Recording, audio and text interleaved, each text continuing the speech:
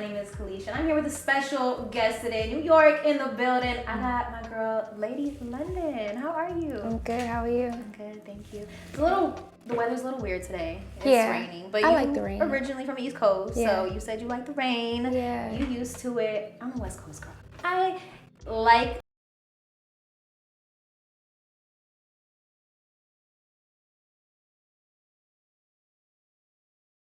you are from New York, but you kind of were in between Jersey and is it New Orange? East Orange. East Orange. Yeah. I was raised predominantly in East Orange, Jersey.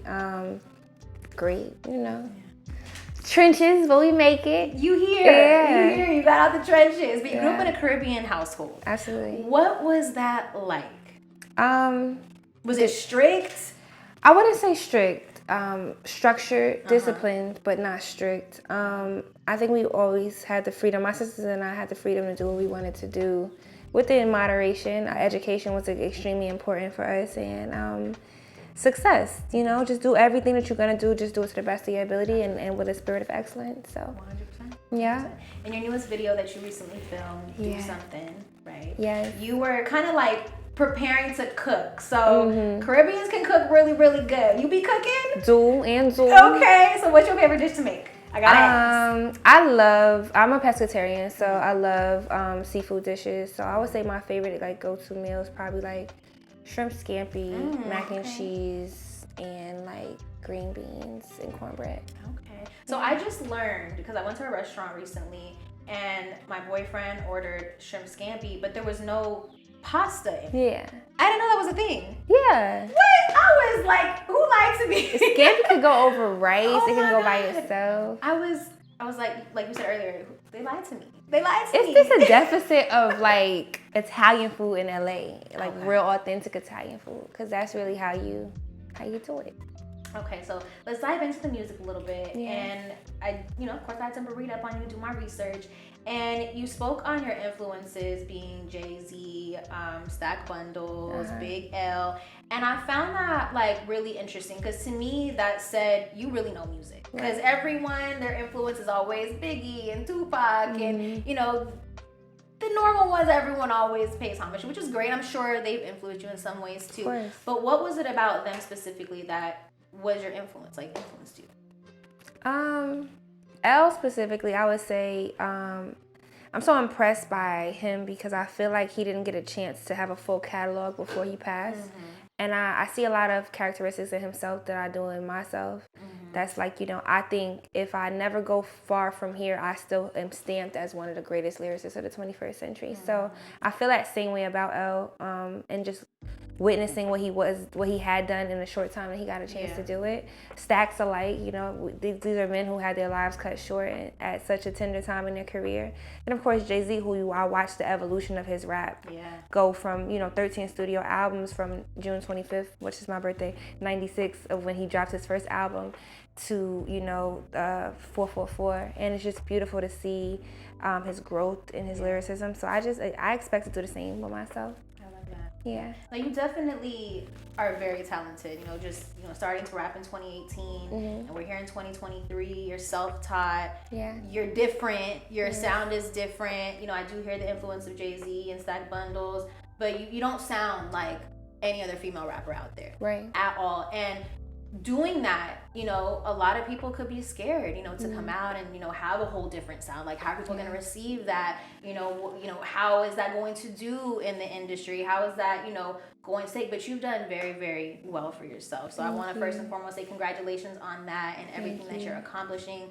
That's really, really huge. People are scared to step out and, be in their own lane, their own pocket, and be different. There's a lot of copycats out here. I'm just going to say it. I'm going to be honest. There's a lot of copycats out here, but you are bold, you're resilient, and you're going for it. So the new project, I watched a lot of interviews that you've done, and you're like, it's not an album, it's a project. Soul. Yes. Tell us, Soul, what does that stand for? Signs of universal love. Signs of universal love. So you are really into the zodiacs. I know you don't swear by it, but you into it, and you know, and I'm the same way. I don't swear by it. I'm really into it. And we were just talking about Jay-Z. Jay-Z's a Sagittarius and Beyonce's a Virgo. Right. You and I both know Sagittarius and Virgos are not compatible. So when it comes to you and your love life, are you only dating guys that you're compatible with? Or you're like, if we get along, we get along? I think I'm very serious and very intentional moving forward in my life. Like whoever I date in the future, I think I'm looking for a more serious, grounded situation. So yeah, I'm intentionally dating compatible signs, or at least I know what hasn't worked in the past. And so yeah, but I am open to new things. It's signs that I haven't explored yet that I'm like, maybe, I don't know, you know. Good people are good people. Yeah, that's true. Yeah, that's a fact. Good people are good people. But I think, you know, the zodiac kind of tells you the basic characteristics, temperaments. who Absolutely. they are. And I'm actually lucky where both of my parents, I'm compatible with their signs. I'm a Virgo. Okay. And my dad's a Taurus and my mom's a Scorpio. And I'm super compatible. And I'm like, thank God, because I could not imagine growing up with parents that I'm not compatible with, because I've seen it. Yeah. And it's rough. But, okay, intentional dating. Yes, that is definitely something that I'm on the path of too. And I don't blame you. You know, we're at an age where we're like, okay, you know, been there, done that, seen that, done that. But I did learn something about you. You've never been in love. How do you stop yourself from not falling in love? Girl, I've been in love 100 times. Yeah, it's just, I know that there's a pendulum in life, right? And it just sweeps both ways. And as you know, I think some things that can be responsible for your highest of highs can also be responsible for your lowest of lows. And right now, my career trajectory, what I'm trying to do with my life, I just can't afford to crash because I'm an extremist. There's no gray area with me.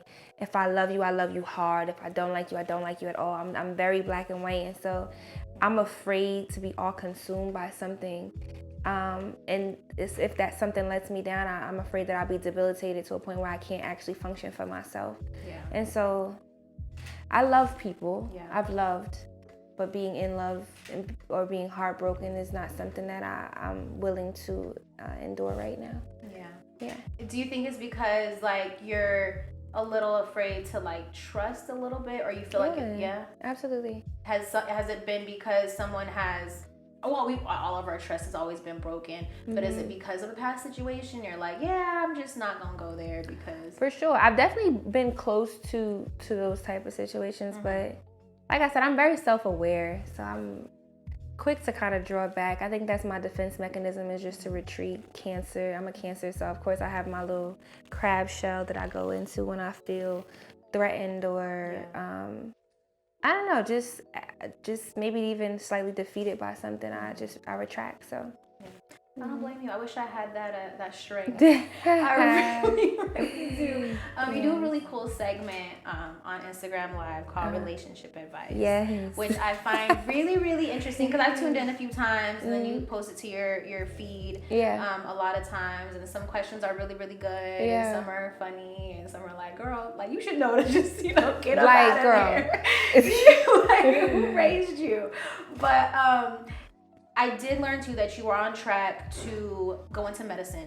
So do you feel like you kind of came up with that segment kind of because, therapy falls in line with, medicine and doctor and therapy and all that, or is it just something fun you do? It's just something fun. I feel like oftentimes on Instagram, you really don't know. I'm not somebody that like willingly shows my personality. Like if you know me, you know me. If not, you get whatever I leave in the music for you. And I feel like my team a lot of the times was like, you gotta like be more on Instagram I'm not like really like a social media. I'm just starting to learn to take pictures, right, and stuff this year. I'm not that girl, but I feel like I'm really funny. Like internally, like I'll just make a joke out of everything. So I created Relationship Advice as like a funny segment because everybody's so serious all the time, and I'm always like under such scrutiny just being a rapper in the industry.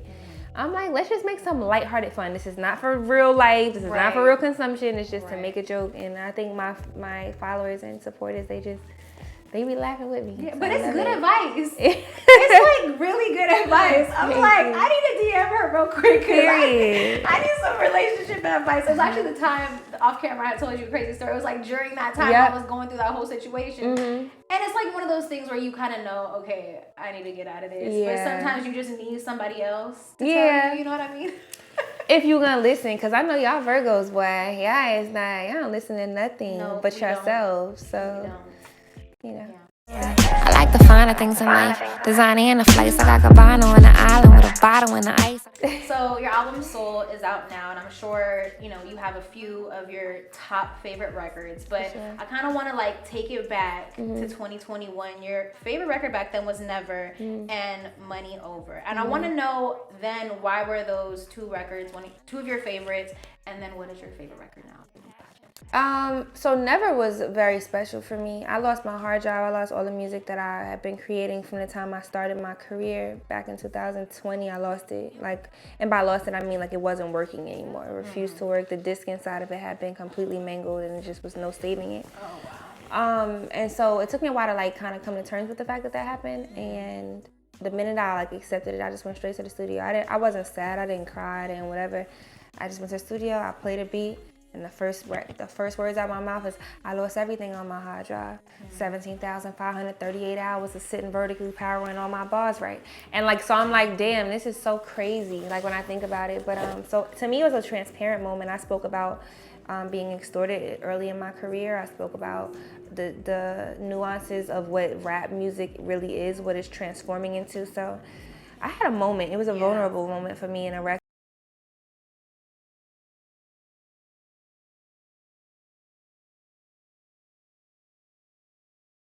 Because it's crazy. I recorded it in Atlanta and I had an engineer. God rest the dead. His name was Swizz, and he had all these money. He had a money bag tattooed on his hand, and then his book bag had like a money bag on it, and like all the stuff that he like touched had money on it. So I'm like, what's all this money stuff? He like money over everything. So I got in the studio and I was like, money over 6 figures. And he like, oh, that's a smash, like whatever. So fast forward a year later, he gets into a car accident and he passed away, which is crazy to me because he's probably one of the sweetest, death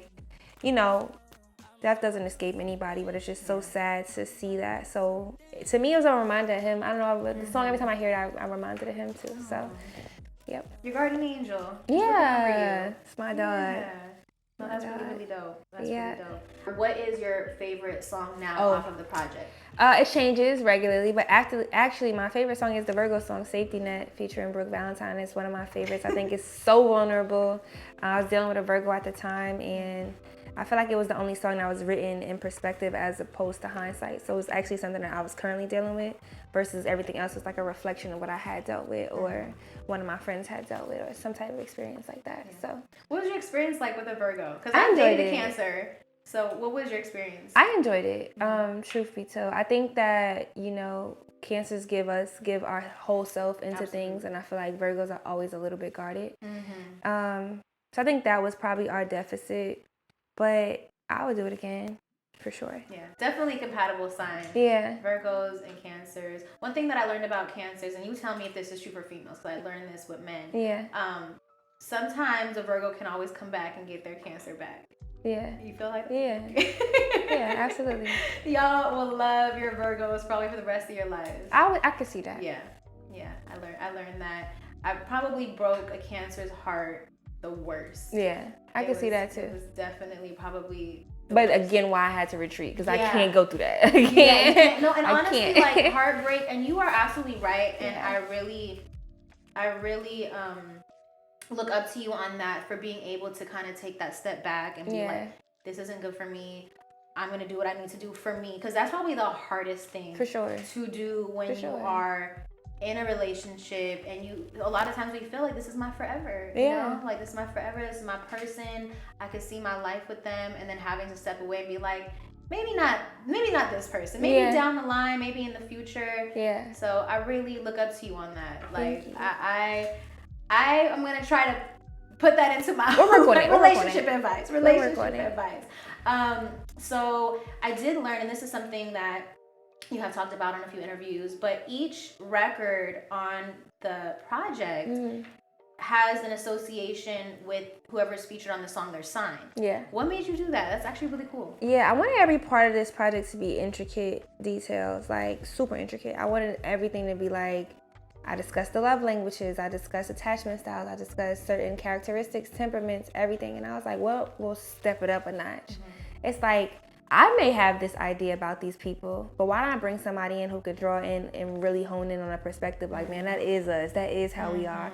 That way it doesn't seem like one-sided, or you know what I'm saying? So a lot of the elements, even like records that don't have features on it, like Indecisive is a Wayne sample. Lil Wayne's a Libra. Yeah. It's a Libra record. So like, you know, just small things like that. And then even a Virgo record with Brooke Valentine. Brooke Valentine's actually a Libra. She's married to a Virgo. And so having that perspective of like, you know, what it's like to have the love dynamics between the two. That was just important for me. And then even somebody pointed out the other day, I didn't even realize this intricacy, but my big three is I'm a Cancer sun, a Virgo rising, and an Aquarius moon. And I made interludes for each of those signs only. Oh, which is crazy to me. So that wasn't purposeful, but I'm like, damn, okay, cute. Like, just a full circle moment. I wanted it to be very, very detailed, very creative. And you did use that. You did very, very well on the project. And I love the fact that not all, but almost all of them, the artists you had featured on the R&B artists. Yeah. So I thought that was really cool that you did that, because you are a female rapper, but you had R&B artists as I love features. R&B. I love it. I think we should, my career trajectory is to lean back into what we grew up on, the Murder Inc. era, the Clue tapes, the, you know what I'm saying, the time where we would always see the man be the rapper and the woman be the singer. So I kind of love, you know, the dichotomy and just bringing in male R&B artists where I create that storyline of like, I'm the woman that's rapping the storyline and you're the man who sings along. And so it kind of has that, you know. No, I'm glad you brought that up, because I was listening to Drizzy. And what I really love about that record is the fact that you got two female artists on a record talking they shit. Because normally it's the men rappers. The male rappers who are always kind of, you know, talking down on women a little bit. How like, you know, we kind of like own you in a way, and you go do this, and I'm gonna, you know, play you on the side. But you and Drizzy are talking your shit on how, okay, you know, you can get the boot too. Exactly. Like, you know, you only here for one reason too. Exactly. And I really, really like that, because the way you delivered it wasn't like derogatory anyway. It was like real sexy, real like, I'm gonna just talk my shit. Yeah, you just something to do when there's nothing to do. And I think we all have those moments. You know, I think it's not, people don't say it, but all girls, if you got a group chat, if you got enough girlfriends, you know, like, girl, you know, I do not talk to him like that. We just do what we do when we do, you know. So I just wanted to make a record like, that's my little something, not my serious nothing. That's just my little something that he could go to and get replaced. So. Yeah. And it was a play on words too, my little like, you know, everyone knows what my little means, but then you say, he never tells me no. Yeah. So the play on words was really, really dope on that. And just in general, like in your music, your play on words is really phenomenal. Really, really dope. I'm sure a lot of people know, because you're very open about it. You know, you went to college, Howard, and then you went to USC and got your master's. So you're very educated. You're very, very educated, and it definitely shows in your music. It definitely shows in your music. So I think that's really, really dope. And even in your punctuality, you were on time, early actually. I was like, okay. So all y'all out there that are gonna have Lady Lennon on your show, make sure you on time and not running late, okay? Because she's gonna be early. And that's something like a lot of people don't notice, like going to school and being educated, that teaches you punctuality and being on time and how important that is, and respecting other people's time. So I'm sorry for being late. No, it's no worries. But no, I think that it's really important, and it shows through your music. It shows about, you know, you showing up on time and being here. So keep doing you, keep being you. Congratulations on the project. One thing that I do want to talk about, because I know you do want to get more into this before we go, you want to get more into acting. You've done a little bit, Yeah. you know, but you do want to do more of it. So I just want to put that out there in this interview because I want people to hear about it. I want them to know that you want to do more. And a lot of times, you know, a lot of artists are getting more and more into acting. But what was it about acting that like intrigued you, that got you interested in it? I would say two things. One, I usually lead in creative direction for all my music videos, and I love having, because I'm such a storyteller, I love painting pictures, like vivid imagery, you know, narratives in my music videos. So it's always going to give some type of cinematic element, some type of storyline in every video that I do. So I love that. I love creating those vision boards and bringing this story to life from in my head to out of the world. But I also like, because I have such a distinct voice, quote unquote, whatever, I've always wanted to do like a voice animation, like Super cool. Yeah, I always, when you ever saw Shark Tale? Yes. Is that the name of Shark Tale? I think you're right. Yeah. The Shark Tale. You know, like the sexy fish, like the pretty girl fish? Yes. I always just felt like I was her. Like, I don't know why. Like, I always wanted to do some type of Disney animation where I don't know, I'm just the voice of one of the cool characters that's like, you know. I could definitely see you doing that. I could definitely see you doing that. And that would be really dope because you do have a very distinctive voice. So going into animation, everyone's going to know, okay, that's Lady London. Yeah, right. That's cool. Dope. Yeah. Do you have an agent for that? We are. I'm in between agencies right now. I'm trying to pick an agent right now. Okay. So we'll see. I guess by the next time we sit down, I should, you know.